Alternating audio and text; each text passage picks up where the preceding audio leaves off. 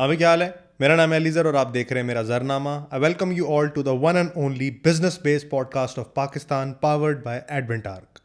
तो आज हम जिस टॉपिक में घुस के फंसेंगे वो है हबीबी कम टू दुबई, कि हमें पाकिस्तान छोड़ देना चाहिए, हमें पाकिस्तान से बाहर जाके रहना चाहिए, दूसरा पासपोर्ट होना चाहिए कि नहीं होना चाहिए। तो इस टॉपिक में आज घुस के पटेंगे। तो शुरू करते हैं बगैर किसी डिले के। अच्छा, तो ये वीडियो बनाने का मकसद ये है कि almost every business consultation that I have, हर दूसरा तीसरा सवाल यही होता है कि समहाउ एक सेंटिमेंट है, और वो ये है कि अली भाई हमें पाकिस्तान से बाहर होना चाहिए या नहीं होना चाहिए। उसका कुछ ताल्लुक इनकम से है, कुछ ताल्लुक सिक्योरिटी से है, मुख्तलिफ फैक्टर्स हैं। लेकिन 18 to 24 लोगों के, यानी कि एज के लोगों के जो मैक्सिमम जज्बात चल रहे हैं वो ये है कि पाकिस्तान से बाहर सेटलमेंट करने का उनका एक इरादा है और उनका एक गेम प्लान है। एक तो उसमें बैंड वैगन है कि क्योंकि बहुत सारे लोग कर रहे हैं और जो कर रहे हैं वो कूल दिखते चले जा रहे हैं, एक तो उसमें ये फैक्टर है। और दूसरा ये है कि समहाउ उसका ताल्लुक इस चीज़ से है कि पाकिस्तान में अब फ्यूचर नहीं है, ये एक थोड़ी सी हवा चली हुई है। तो आज इसी में एनालाइज करेंगे कि एक तो ये जो लोग कर रहे हैं ये किस बेसिस पे कर रहे हैं, और दूसरा ये कि किस किस्म के लोगों को अपना करियर पाकिस्तान से बाहर तलाशने की तरफ सोचना चाहिए। तो मैं अपनी कहानी से शुरू करता हूँ। जब मैं यूनिवर्सिटी ग्रेजुएट कर रहा था, मुझे बाहर से एक जॉब की ऑफर आई थी और उसको मैंने रिजेक्ट कर दिया। और रिजेक्ट करने के पहले 6 महीने तो मुझे काफ़ी तकलीफ हुई। जब मैंने सैलरी को 6 से मल्टीप्लाई किया तो तकलीफ दे मरहला था। वैसे कोई फ्लैक्स की बात नहीं, लेकिन आपके साथ रिवील कर देता हूँ कि जॉब थी मैकिन्जी से और दे रहे थे तकरीबन पाकिस्तानी 1 मिली मिल रहा था। और मैकिन्जी की जॉब थी और 2-1 साल में वो 2 मिली पे जा सकती थी और उससे यूएस यूके कहीं जा सकते हैं। तो वो मैंने रिजेक्ट कर दी बेस्ड ऑन मैनी वजूहात दैट आई हैड। वो मैं आपको आगे चल के डिस्कस करूँगा। और अपना करियर यानी कि अपना बिजनेस शुरू करने के पहले 6 महीने तो मुझे उसका बड़ा अफसोस था कि यार मैं की करता है 1 मिलियन, यानी कि ईएमआई भी भरनी शुरू करूं डिफेंस के एक घर की तो भी वो 4 लाख से ज़्यादा नहीं होती। तो 6 महीने तो उसका रिग्रेट था, बट अब नहीं है। और वो क्यों नहीं है वो आपको बताता हूँ आगे चल के। तो यहाँ से शुरू करते हैं कि पाकिस्तान से जो लोग हैं वो बाहर मूव करना चाहते क्यों हैं। इसकी एसेंशियली 3 रीजंस हैं, या जो चाहते हैं या जो कर चुके हैं उन्होंने इन्हीं 3 रीजंस की बेस पे किया है। नंबर 1 इज़ इनकम, कि उनको लगता है कि पाकिस्तान में रह के जिस इनकम ब्रैकेट में वो रहेंगे या रह सकते हैं बाहर सम हाउस से ज़्यादा है। नंबर 2 क्वालिटी ऑफ लाइफ, के दूध में मिलावट नहीं, दवाई में मिलावट नहीं, हॉस्पिटल में रिश्वत नहीं देनी पड़ रही, वापडा के मीटर वाले को रिश्वत नहीं देनी पड़ रही, and many other things like these. तो एक तो दूसरी कैटेगरी ये जो क्वालिटी ऑफ लाइफ चाहते हैं, चोरी चकारी ना हो, थोड़ी सेफ्टी एंड सिक्योरिटी हो, लॉ एंड ऑर्डर हो। और तीसरे लोग वो हैं जो एक सिक्योर स्टाइल ऑफ लिविंग चाहते हैं, यानी पाकिस्तान में अगर किसी का आपसे फड्डा हो गया है तो वो आपके साथ कुछ भी कर सकता है और लॉ एनफोर्समेंट को भी खरीद सकता है। तो ये 3 चीज़ें, यानी कि आपकी इनकम, आपकी क्वालिटी ऑफ लाइफ एंड आपकी सिक्योरिटी को बेहतर करने के लिए लोग बाहर मूव आउट करते हैं। बाहर मूव आउट करने वाले लोगों में हम उसके साथ ब्रेन ड्रेन की चीज़ें भी लगाते हैं, मुख्तलिफ चीज़ें और भी लगाते हैं, और उसमें समहाउ उनको लगता है कि सब कुछ अचीव हो जाएगा। लेकिन जितने लोग बाहर जाते हैं वो सब के सब ये अचीव नहीं कर पाते। इनकम तो सब नहीं कर पाते, लेकिन सिक्योरिटी कर लेते हैं और क्वालिटी ऑफ लाइफ कर लेते हैं, को बच्चों की एजुकेशन अच्छी हो जाती है, इस तरह के फैक्टर्स होते हैं। तो इस किस्म के लोग मूव आउट करते हैं। अब मैं आपसे ये डिस्कस करने नहीं आया कि डिस्क्रिप्टिव एनालिसिस में जो लोग बाहर जाते हैं वो किस लिए जाते हैं, बल्कि सवाल ये है कि किस किस्म के इंसान को पाकिस्तान से बाहर मूव करना चाहिए। देखें, ब्रूटल बात हम करते हैं, मैं कभी भी शुगर कोट नहीं करता कि यहीं रहो, मुहिब्बे वतन बनो, ये सारा कुछ। देखें, मजाक की बात नहीं है, आपके साथ ऑनेस्ट बात करता हूँ। आप किस किस्म के इंसान हो तो आपको पाकिस्तान से बाहर मूव आउट कर जाना चाहिए, इसका जवाब आपको देने लगा हूँ। भाई, अगर आप इस किस्म के इंसान हो कि आपको लगता है कि आपका पाकिस्तान में कोई नेटवर्क नहीं है तो आपको बाहर मूव कर जाना चाहिए। Factor number 1। फैक्टर नंबर 2, आपके पेरेंट्स फ्लेक्सिबल हों और वो भी कभी आपके साथ बाहर मूव कर सकें। और नंबर 3, कि आपका यहाँ पे कोई लव इंटरेस्ट ना हो जो बाहर मूव ना कर सकता हो। मैं तीनों प्रैक्टिकली समझा देता हूँ। पहला, कि आपका यहाँ पे नेटवर्क होने का क्या मतलब है। देखें, मैं जब मैकिन्जी की जॉब को रिजेक्ट किया था तो मैंने इस बेसिस पे किया था कि मैं यहाँ पे अपनी यूनिवर्सिटी की जूनियर ईयर से लेके सीनियर ईयर तक एक नेटवर्क बना चुका था। बिजनेस कम्युनिटी के लोग मुझे जानते थे, ब्रांड्स मुझे जानते थे, कुछ लोग मुझे जानते थे, मेरा एक सिस्टम था। और उस सिस्टम को मेंटेन अगर मुझे जाके दुबई में करना पड़ता, जीसीसी से ऑफर थी, तो मुझे उस नेटवर्क को बनाने में 3 साल और लगते। और मेरे लाइन ऑफ बिजनेस में नेटवर्क ही सब कुछ होता है। तो ऐसा इंसान जिसका कोई नेटवर्क नहीं है, जिसकी बिजनेस कम्युनिटी में उस तरह असरो वसूक नहीं है, जिसने B2B काम नहीं करना, B2C काम करना है या किसी ऑर्गेनाइजेशन को सर्व करना है, नेटवर्क, यारियाँ, करोड़ रुपया दें, 30 लाख दें, 40 लाख, समझ रहे हैं, यानी कि ये वाली नेटवर्किंग, यानी कि सिस्टम नहीं है उसका, यहाँ पे कोई ख़ास वो कोई वेल कनेक्टेड आदमी नहीं है, उसने अभी अपने कनेक्शंस बनाने हैं। क्योंकि ऐसे लोग होते हैं जो यूनिवर्सिटी में होते भी हैं और उनके कोई कनेक्शंस नहीं होते, हम तो इवेंट्स वगैरह कराते थे, हमारे कनेक्शंस बन जाते थे। तो अगर आप इस किस्म के इंसान हैं तो बेहतर है कि आपके कनेक्शंस इंटरनेशनली बने, दुबई में बने या US में बने, क्योंकि वहाँ पे लोग मास्टर्स भी इसीलिए करते हैं कि जब फॉर एग्जाम्पल यहाँ से बच्चा ग्रेजुएट करने के बाद किंग्स में जाता है या बर्कली में जाता है या कहीं भी जाता है, तो वहाँ पे उस अमीर कम्युनिटी के या उस बड़ी कम्युनिटी के भी बच्चे आए होते हैं, तो उनसे नेटवर्किंग बन जाती है और फिर 5-10 ईयर्स डाउन द लाइन ये लोग बड़ी बड़ी कंपनीज में मैनेजर लेवल की पोजीशंस और डायरेक्टर्स पे लगे होते हैं, जहाँ से आप अपने बिजनेस को फ्लोट कर सकते हैं। सो ऐसा बंदा जो यूनिवर्सिटी के फाइनल ईयर तक भी अपने कनेक्शंस बना नहीं पाया या उसके नहीं बने या वो इतना वेल कनेक्टेड था ही नहीं, उसको चाहिए कि जाके इंटरनेशनल कनेक्शंस बनाए। कोई इंडियन से बनाएगा, कोई US में बनाएगा, UK से बनाएगा, कुछ सरदार जी दोस्त बनेंगे कनाडा में, इस तरह करके मिक्स करके 5-10 साल में, दोनों को लगने 5-10 साल ही हैं, लेकिन इंटरनेशनल कनेक्शन और लिंकेजेस बनेंगे और गेम बिग होती चली जाएगी। तो पहली कंडीशन तो ये है। दूसरा ये है कि अपने पेरेंट्स को अबैंडन करके बाहर चले जाना और फिर साल साल वापस लौट के ना आना मेरे ख्याल से कोई अक्लमंदी नहीं है। हम पाकिस्तान में ऐसे कल्चर में, वेल नेट कल्चर में रहते हैं जहाँ पे देखें US में तो होता है ना 18 के बाद बच्चे मूव आउट करते हैं और माँ बाप ने जाना ही ओल्ड होम होता है, इसलिए इंडिविजुअलिस्टिक लिविंग है। लेकिन पाकिस्तान में या आई थिंक इंडिया में भी जो हमारी कम्युनिटी है वो फैमिलियल है और 30 साल के हो के भी, बल्कि 60 साल के हो के भी, जो अगर किसी के माँ बाप जिंदा हैं तो वो उसके साथ ही रहते हैं। तो ऐसे माँ बाप जिनका यहाँ पे कोई लिंकेज नहीं है, लेट सपोज के माँ बाप डॉक्टर नहीं है या मदर हाउसवाइफ हैं, बाप भी रिटायर हो गया है, बाप का कोई बिजनेस नहीं है जो कि मूव कर सके, तो आप 5-10 साल बाहर जाके लगाएं, बाद में अपने पेरेंट्स को भी वहाँ बुला लेना या वो आ जाएं चले जाएं, आ जाएं चले जाएं। बट पेरेंट्स की फ्लेक्सिबिलिटी बहुत मैटर करती है। कुछ लोगों के पेरेंट्स जज्बाती होते हैं, कुछ लोगों के पेरेंट्स के नर्व्स इतनी स्ट्रांग नहीं होती, तो वो चाहते हैं कि उनके बच्चे उनके पास रहें, उनके पोते पोतियाँ। तो अपने माँ बाप की उम्मीदें तोड़ के पैसों को फॉलो करने का कोई फ़ायदा नहीं है। परदेश काटना भी कोई आसान नहीं है। दूसरी वो कैटेगरी। तीसरे वो जो अपना लव इंटरेस्ट यहाँ पे रखते हैं, जिनको मेरी पिछली वीडियो सिंगल मरना है उसमें मुताबिक 6th सेमेस्टर तक प्यार हो गया है और अब वो शादी करने के बारे में सोच रहे हैं। तो अगर आपने इस क्रिटिकल टाइम पे, यानी कि जब आपने अपना करियर बनाना है, अपनी लवर को यहाँ पे अनमैरिड छोड़ दिया, तो वो भाईजान बहुत बड़ी थ्रेट बन जाएगी, क्योंकि ना वो आपको जीने देगी और उसके माँ बाप उसको नहीं जीने देंगे। तो वो बहुत बड़ी प्रॉब्लम है। जिसका लव इंटरेस्ट है वो शादी करना चाहता है और उसकी बेगम वो समझता है कि बाहर मूव आउट नहीं कर सकती है अभी शादी करने के लिए, इतने पैसे जोड़ने, वो भी बाहर मूव आउट ना करे। तो ये 3 कंडीशंस देख लें कि जिसके नेटवर्क ना हो, जिसके माँ बाप फ्लेक्सिबल ना हो और जिसका लव इंटरेस्ट ना हो, वो ईजिली बाहर मूव कर सकता है। अब सवाल ये आता है कि मूव अगर करना है तो करना क्यों है। पहले मैंने बताया कि लोग क्यों मूव आउट करते हैं, अब सवाल ये है कि मूव आउट क्यों करना है। देखें, मैं आपको बारहा ये क्लियर कर चुका हूं कि बिजनेस करना कंडीशन नहीं है, बिजनेस एक मींस है टू एन एंड्स, और एंड्स है पैसे कमाना। तो मैं आपको पर्सपेक्टिव के लिए बता देता हूं कि अगर आपको बाहर किसी कंपनी में एक अच्छी जॉब ऑफर हो रही है जिसके पैसे तगड़े हैं, लेट सपोज 10,000 दिरहम हैं या $5,000 हैं, तो पाकिस्तान में उस जगह पर पहुंचने के लिए आपको 5 से 7 साल चाहिए, वो भी अगर आप top of the line managerial level material होंगे। तो अगर आपको किसी ऑर्गेनाइजेशन को सर्व करना पड़ रहा है तो बिजनेसमैन बनना ज़रूरी नहीं है, आप चले जाएं पैसे जोड़ें, फिर बाद में एंटरप्रेन्योरशिप कर लेना।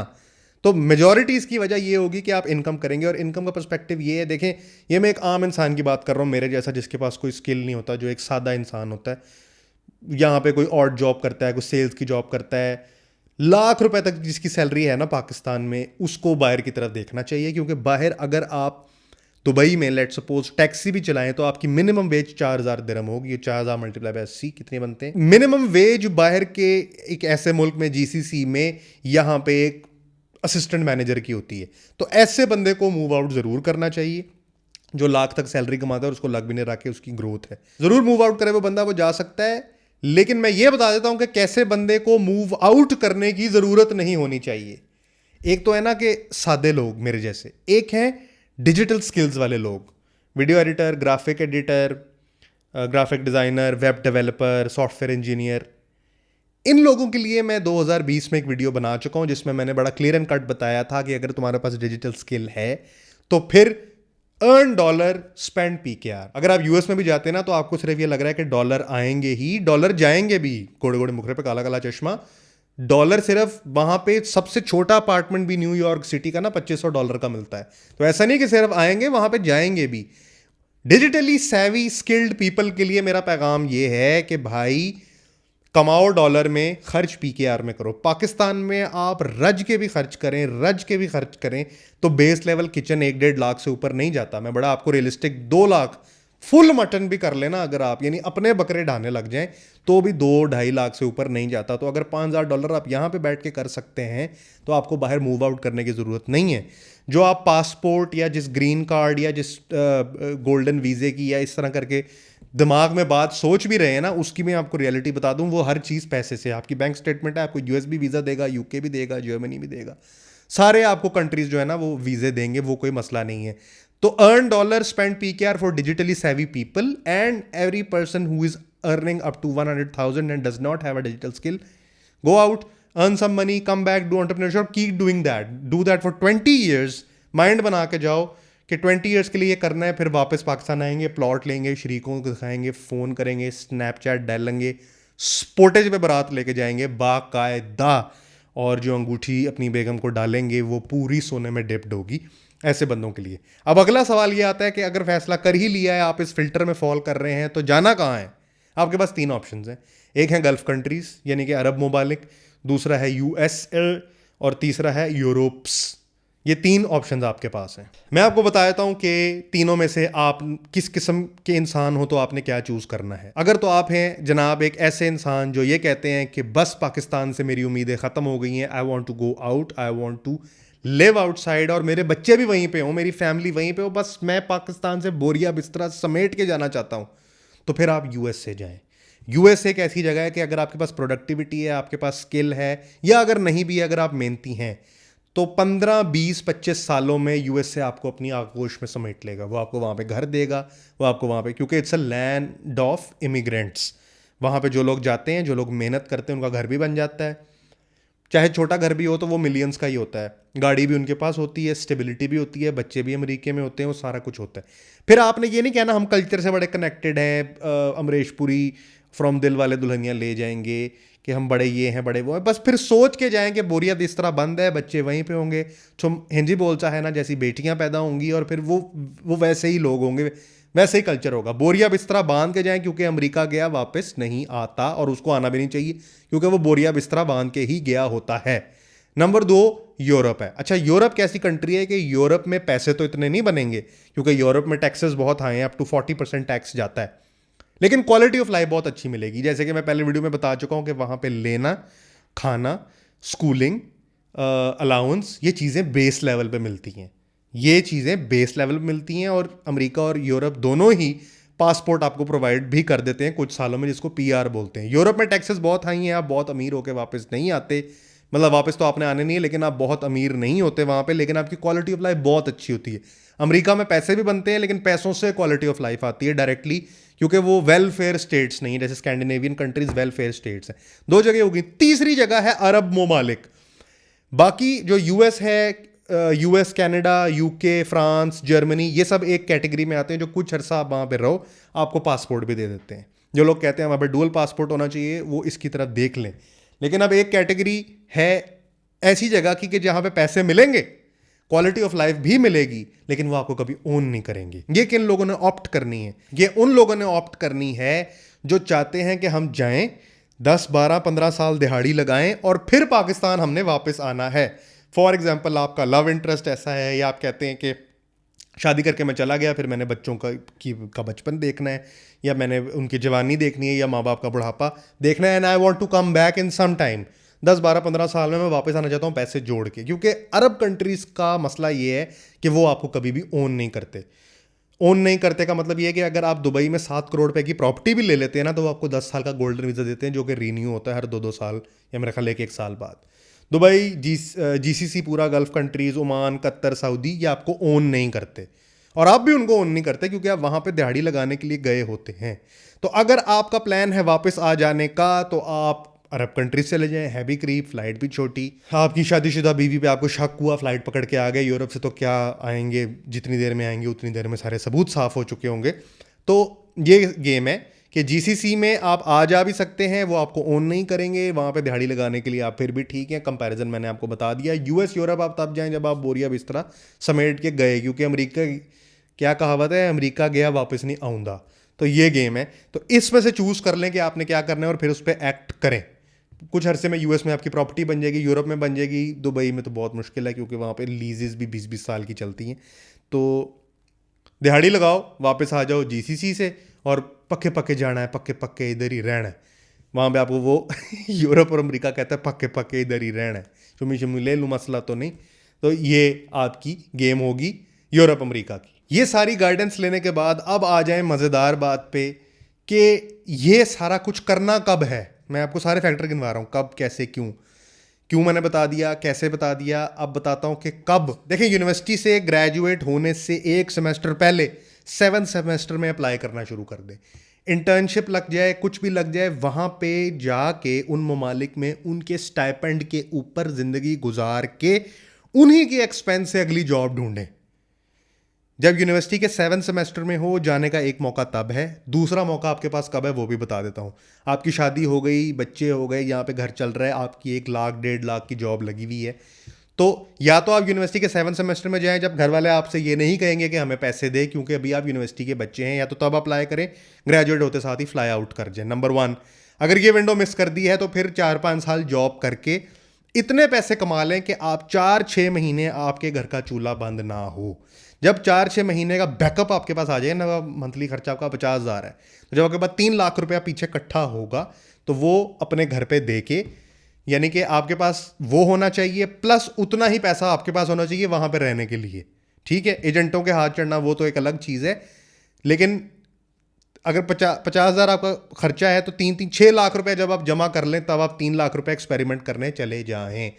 जीसीसी जाना है या यूरोप शोरोप, जहाँ भी जाना है, जो भी आपका मामला, जितना भी खर्चा है उसको उससे मल्टीप्लाई कर लें, शुरू में उसी किस्म की जॉब भी मिलेगी, क्योंकि इंसान रिस्क उतना ही ले सकता है जितना उसके पास बैकअप में रिस्क होता है। वाह ठीक है, तो जब ये बैकअप बन जाए तब, वरना बिल्कुल ग्रेजुएट होते ही आपने जाना है। अब मज़ेदार बात सुने कि मेरा इस पे क्या पर्सपेक्टिव है। ये तो मैंने आपको सारे facts and figure based on the research जो हमारे दोस्त लोग या कंसल्टेशंस बाहर होती हैं उनके साथ, वो मैंने बता दिया। कंसल्टेशन बहरहाल लोग पूछते हैं ये सवाल, मैं इसलिए आपसे डिस्कस कर रहा हूँ।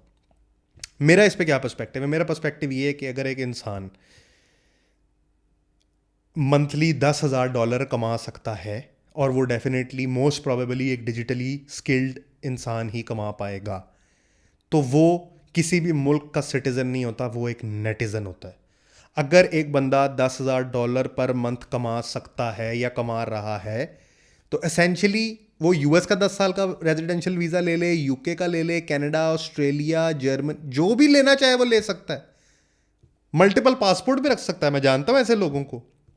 $10,000 आपका गोल होना चाहिए, तो आप दुनिया में कहीं भी घर लेके रह सकते हैं। आप 3 महीने कहीं और 3 महीने कहीं भी हो सकते हैं, क्योंकि can be constantly in a travelling situation.